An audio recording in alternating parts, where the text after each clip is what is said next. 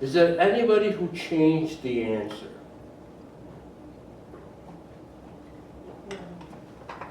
No, Yeah, probably. that makes a difference.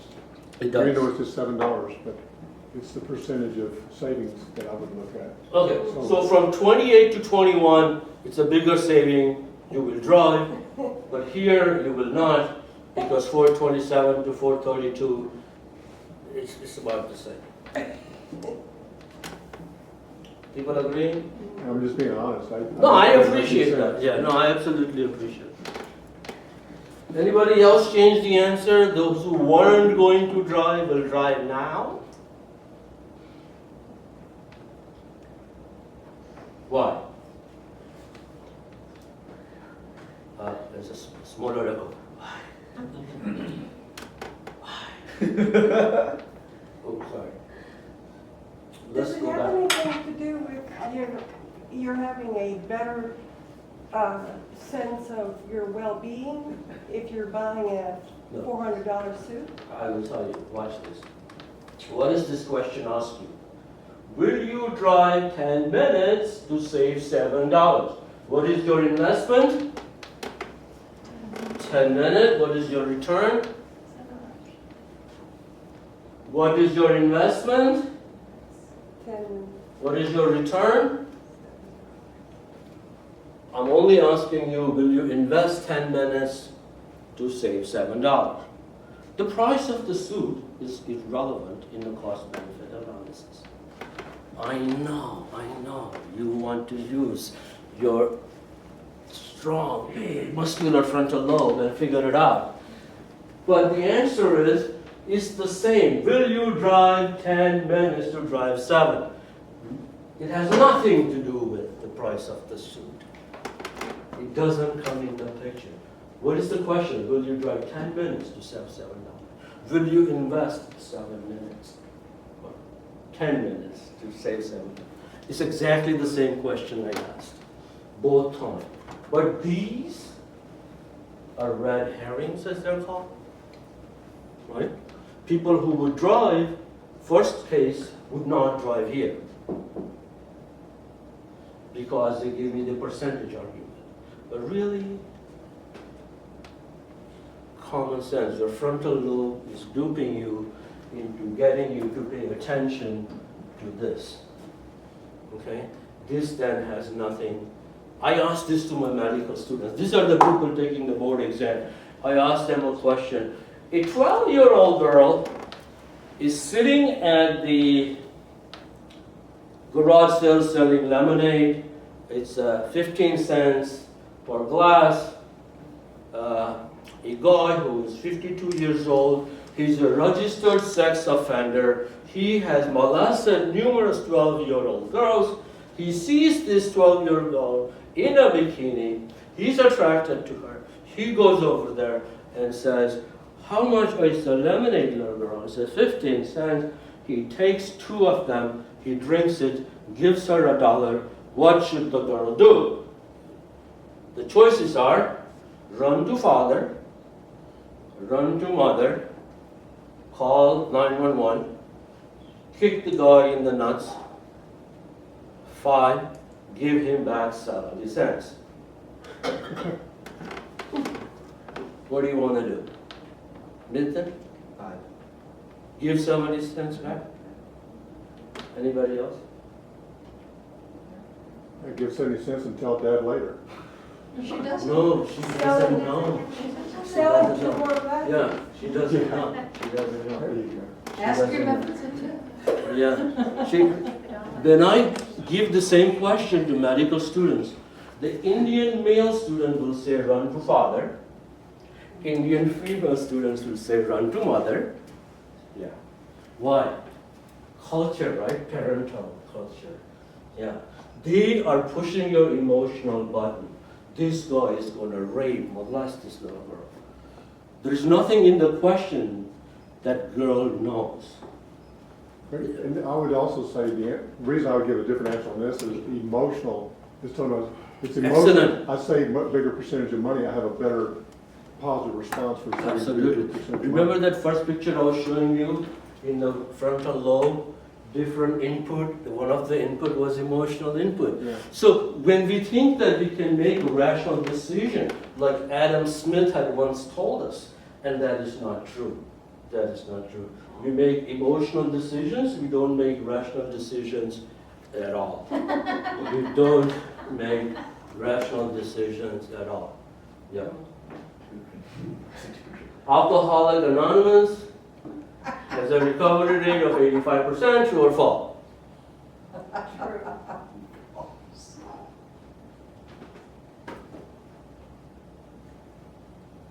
67% of the people drop out, so those who are truly committed become dry. So what's making you dry? AA or your commitment? Who gets the credit?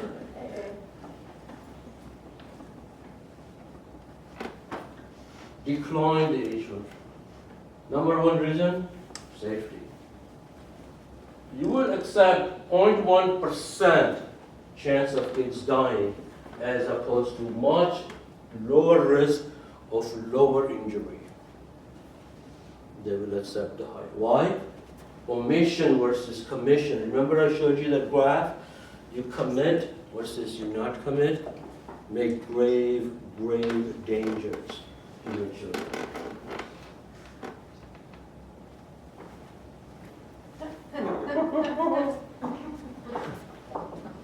Jeez. She was committed. Okay, you ready? You ready? Let's see how your frontal lobe. Has it been got a good workout? Yeah? Good workout with your frontal lobe? Alright, 5 seconds. Go. 1, 2, 3, 4, 5. What'd you choose? What'd you choose? Or the free $10. Sir? Depends on if I had $7 or not. If I had $7, I'd do the first one. Can you give an answer? Can you work with me here, please? Take the 20%. Free first one. Second. I would do the first one if I had $7. Anybody else? That's something free you'll have to pay. What's your net gain here? 13. What's your net gain here? 10. So I have two business propositions. One gives you $13 profit. One gives you $10 profit. Yeah, that one puts down payment for $7 to get it. My attention went to the $10. I kind of didn't look back up, partly because of the free rent made me focus Well, on. yeah, and you have an infinite amount of gain there. too. So what is it that's $7? Why does it bother you? Because I'm taking a loss, however temporary, before I get a gain. Exactly, it's called the loss aversion. I have to give something to get even bigger, and I get smaller, but I don't have to give anything. But if I told you I was going to give you 13 versus 10, would you choose 13? It's the same thing, without the loss aversion. I have people argue after the class, well, that coupon, and I don't shop at Walmart. So that's not the point. It's like, I'm happy for you, man. Just don't shop at Walmart. Yeah, all right. Undercover.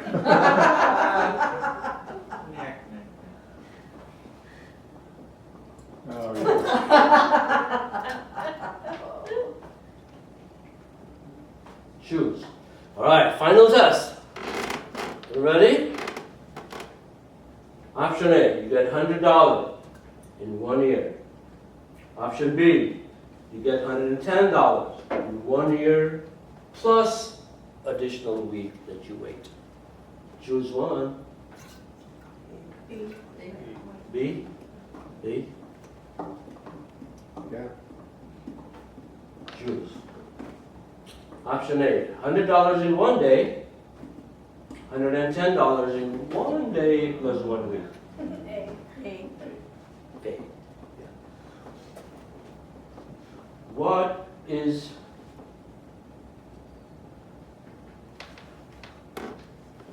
oops, I want to go back. Here.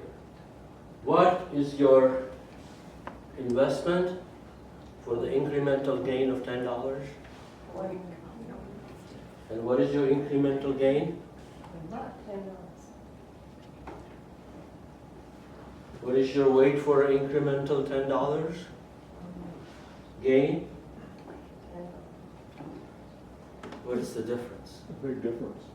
First one's 30 cents a day, this one's $100 a day. No. I'm asking for the incremental gain. Incremental gain is $10 per week in both cases.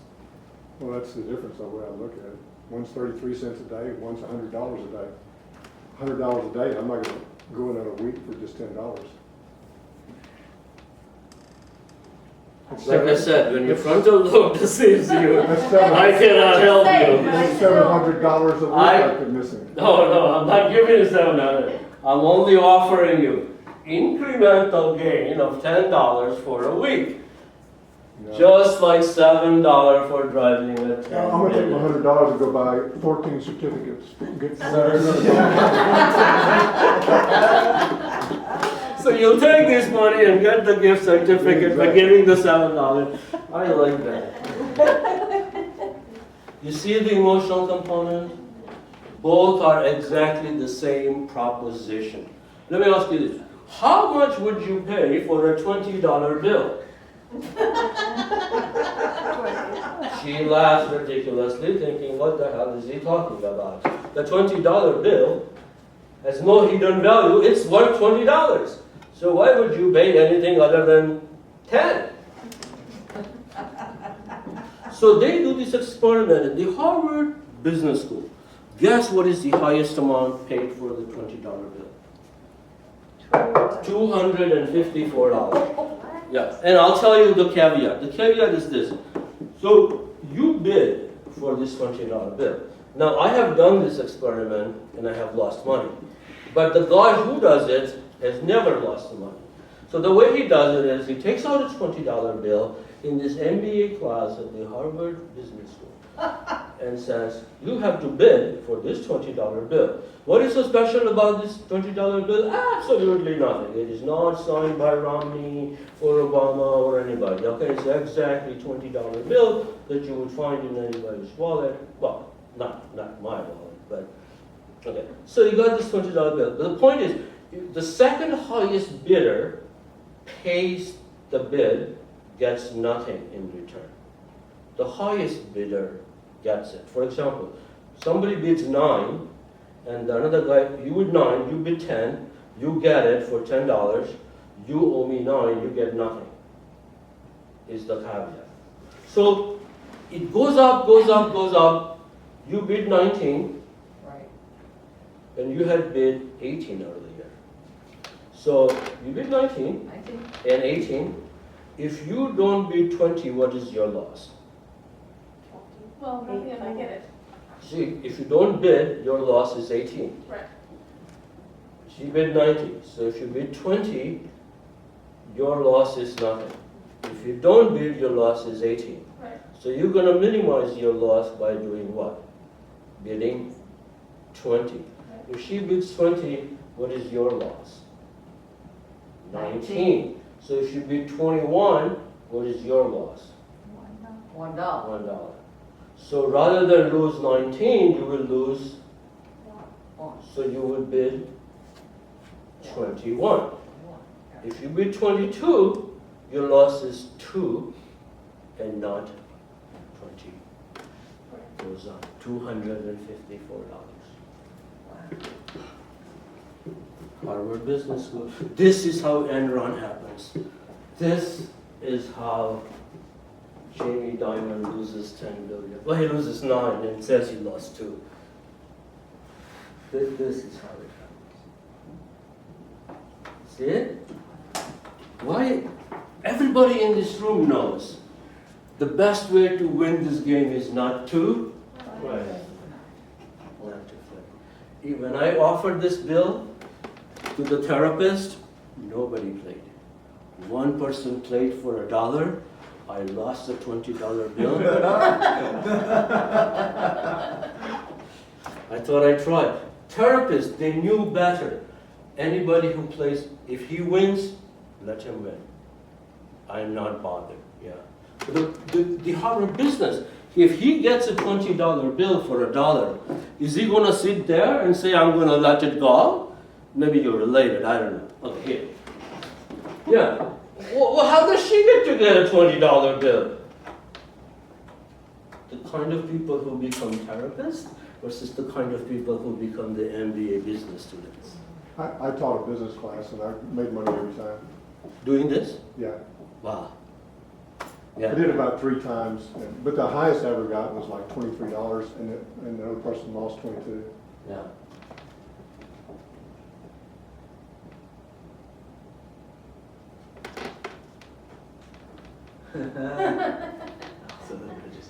That's awful.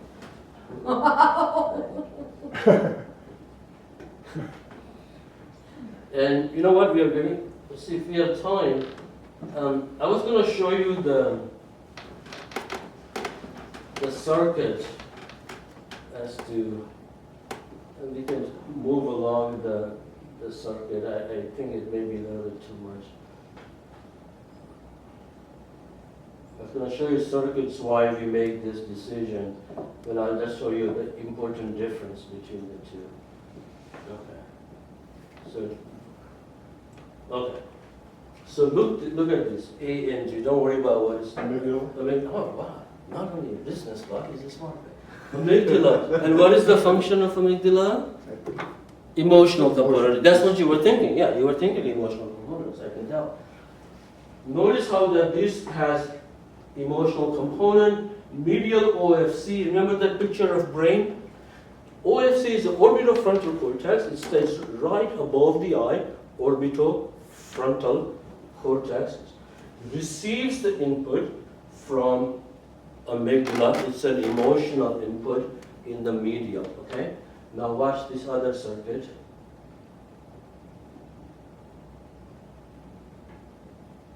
Oops. This is the lateral.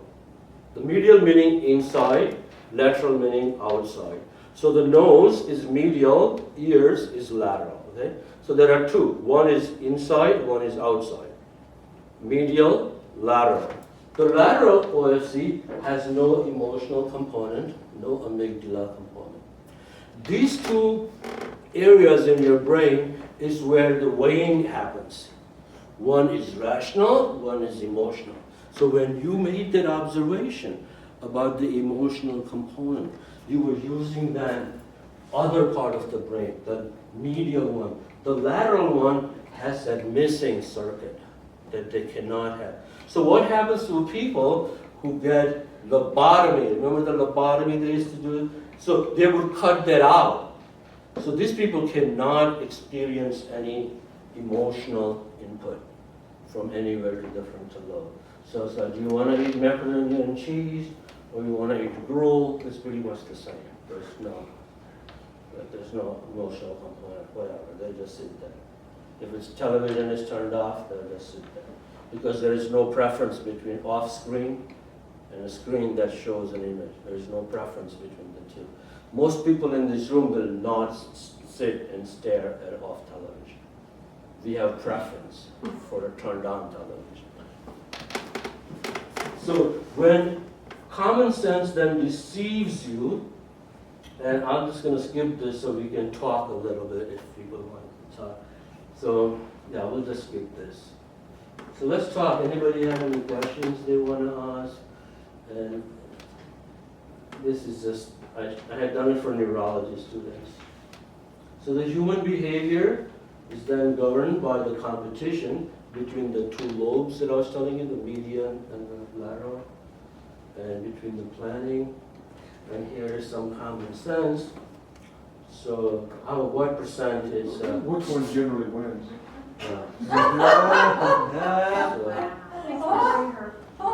So 70 and then, but notice that how 70 is smaller than 63? 60 was about 9%. But yeah, so the fire exit, which exit are you taking? You're just to burn.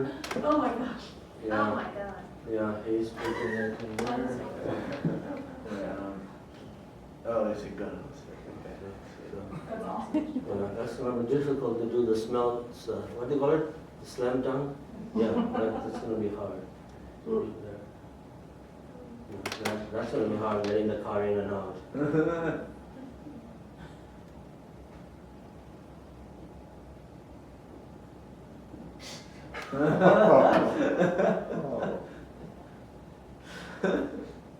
Oh, Oh, jeez.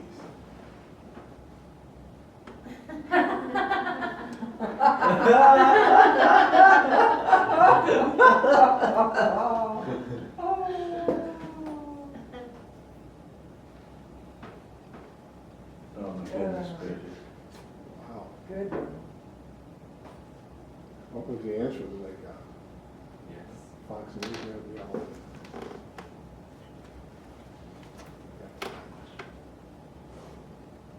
Less frontal lobe I've seen in these talks, yeah. I can't tell you, there's a room full of PhD people and they'll debate. Well, 2, no, 3. I had a guy tell me 4. Well, I figured this. Yeah, I figured this. I cheated and I've seen the question Is before. the question. But we just have to constantly be reminded of all these errors, all of our frontal lobe problems. I mean, they're daily, really. Yeah, when you are in, the problem is that when you are, the only message I want you to take it home is that when the frontal lobe deceives you, you will not know. Hopefully, you will, you will then use the two noise talk to be aware that this can happen. Okay? So when somebody gives you something that's too good to be true, it usually is, right? So there is this little voice, there's something in somewhere in your body that tells you that something is not right here. It's not intuition, most people think it's intuition, but it's this slight, the tug of war between the two part of the lobes, medium versus the lateral. They're like pulling and pushing and pulling, and one wins. That's what you're saying, this, no that, no, not this, not that. And that's what's happening, the pushing and pulling of the two lobes. That's what's happening, yeah.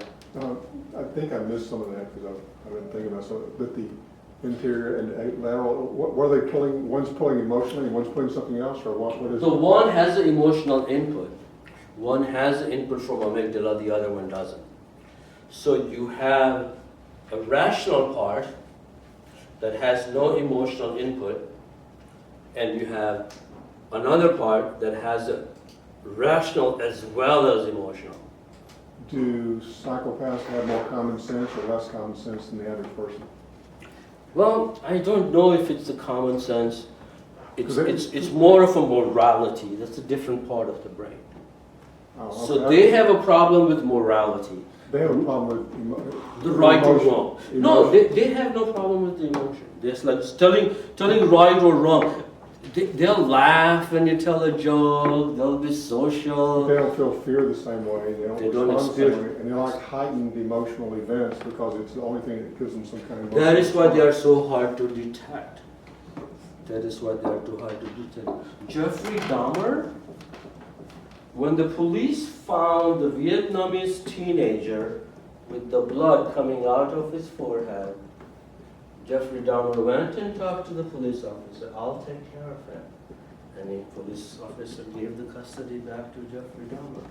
He went back to the apartment and cooked him. Police officer sees this guy bleeding. Yeah. Does he have a problem? He presents himself very well. Mild mannered. I'll take care of this and he's with me. He's confused. He had earlier drilled a hole and poured bleach in it.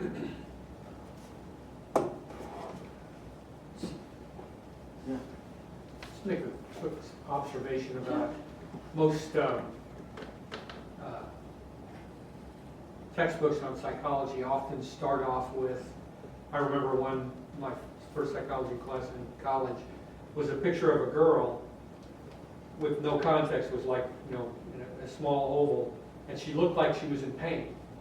But then the next page, it was a picture of the full context, where she was in a stadium on a stand cheering for her team. And I always thought it was interesting to see that a lot in psychology books. It's like they start off by saying, almost kind of saying what you think is true is, everything you know is true is not. Yeah. Kind of approach. Yeah. Which I understand what they're trying to do, they're trying to make you think, but in some ways, couldn't it be perceived as saying, priming you for, some people could say, well, they're not trying to teach you anything, they're trying to break you down so they can instill. Do you see what I'm getting at? As far as, I think about the culture wars. Yeah. In terms of, what people think, when someone comes along and says everything you know is wrong, Yeah. kind of approach, they perceive higher education as doing that, as Yeah. saying everything you know is wrong, we're going to tell you what's right. Yeah. And That should bring up a red flag right there, when somebody is trying to tell you that. right, but I'm saying that Yeah. in some cases psychology is presented as everything you know is wrong. The library will close in 15 minutes. Yeah. Please conclude your query. I understand at one level what you're saying, and I'm really trying hard to agree with you, but I'm finding that if I did, then you would be both wrong. So I'm trying, I just find myself, here's my problem with what you're saying, is that they're showing you that everything that you see, you have to see it in the context. Okay? So if you look at an isolated piece of information, it's not the same as the same data seen in the context. I can see what you're saying there, but I'm not seeing the next step that you are saying, that if they're telling you that everything you know is wrong. That one isolated piece of information cannot be used to say everything you know is wrong. All I can say is, when you looked at that image with the finger and you were able to see the context, the only thing I can tell you is that for that image, what your brain is telling you is not true. But I cannot tell you that everything that your brain is telling you is wrong. You see what I'm doing? So the problem is that you can take one piece of data. Now, one piece of would be a datum. If you take a datum and then generalize it, and that's where I'm having a problem cognitively. So I don't think that the psychology test, the army will tell you that, yes, I give you that. You are a maggot, you know nothing, I will tell you how to do everything. You don't know how to brush teeth, we'll show you how to brush teeth. Yeah, everything you know is wrong, I get it, absolutely. That's how you indoctrinate people. But I'm not sure if the I'm just saying, psychology... can you see how some people think that Absolutely. that's indoctrination Yeah. in and of itself? Absolutely. So my point is that when I say that it's common sense, I'm not saying that you will know from now on whenever your frontal lobe deceives you. I'm just saying this is why the common sense is not ubiquitous, because it is different for all of us. It is different for all of us. So when we see those spelling errors and when we see those people doing those things, it is that in that particular situation, their frontal lobe deceived them and they did not see it. It is funny for us to be sitting in this room and looking at this picture and make fun of it. And that's part of the value of laughing at the other people's mistake. But the point is that this is why common sense is not so common. We are all convinced that we have it, yet we also know there is not enough of it.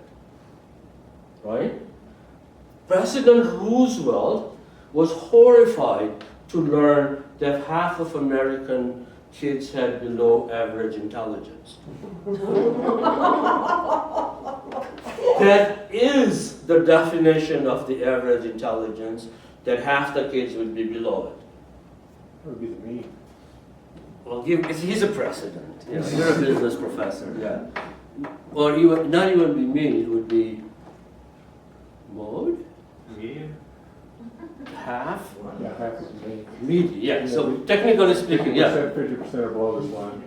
But the average, it could be some really intelligent people. Yeah, yeah, see what I mean? See what I mean? That's why it's so hard to give you this, you only have common sense. But you see why though, that it's different for different people? Yeah. Most of the people in I this, have a wife, I understand. yeah. So when you see them next time experiencing common sense failure, you will know that, hey, you know what? I'm not gonna beat myself up because my frontal lobe duped me at this time. And yeah, I have done plenty of common sense mistakes. Plenty. I told my cousin that I told her husband.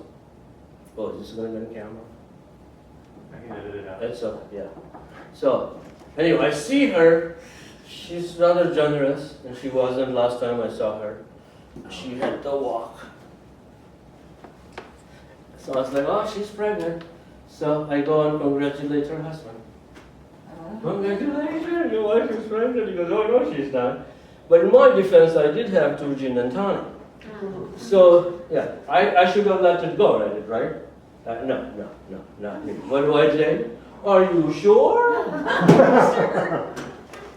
Yeah. So not only I called his wife fat, I also told him he wouldn't know if she were pregnant. So I understand. My frontal lobe duped me. Yeah. It duped me again by having me share that story with you. So all I'm saying is that when you see the lack of common sense, then you will be a little kinder and gentler to somebody that, maybe their just frontal lobe is deceiving. If it happens to you, then it's okay. It's not that I don't have common sense, it's just that my frontal lobe kind of deceived me today. Is it okay? Well, I hope you learned something, I hope you had fun. And Thank you very much.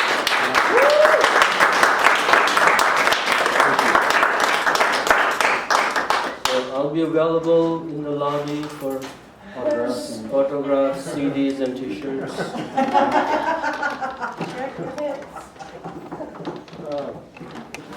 Thank you, it's very good. Enjoyed it. Yeah, the story that came in reminds me of a story I read a while back. Was Yes. this guy found out that these 2 used copies of his